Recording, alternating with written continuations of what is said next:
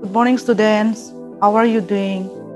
Today we are going to learn sound of I, O, and U. Since you had already learned sound of A in the last class, and I have given you sound of E for home assignment. So today let us learn sound of I. P, I, and pin. T, I, and tin. B, I, and bin.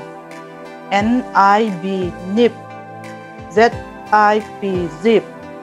Next, sound of O. These are sound of O. DOG, dog. TOP, top. LOG, lock. BOX, box. COT, cot. These are sound of O. Next is sound of U. BU and bun. SU and sun. TUB, tub. HUT, hut. CUP, cup. Okay, sound of A and E as you had already learned.